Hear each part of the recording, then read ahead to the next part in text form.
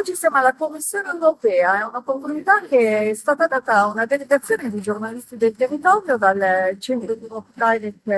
Direct di Nuoro.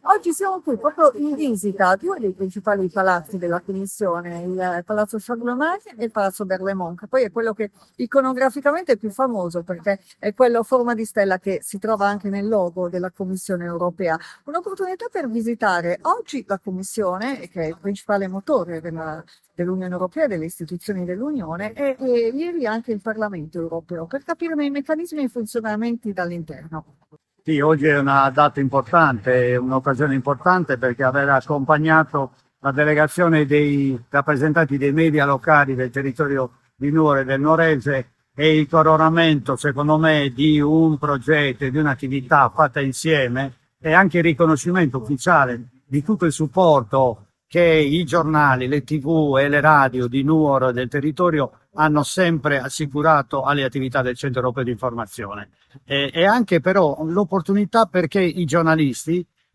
abbiano conosciuto da vicino, abbiano toccato con mano l'importanza del ruolo delle istituzioni europee, il Parlamento ieri e la Commissione oggi. Questo è molto importante,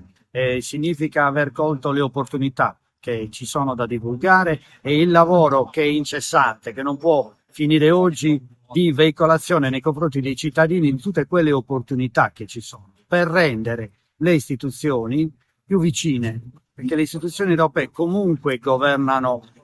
diciamo, molte problematiche e molte attività dei cittadini europei. Abbiamo detto 450 milioni di persone che beneficiano di tutta una serie di interventi normativi, legislativi e poi anche tutta una serie di interventi concreti in termini di finanziamenti.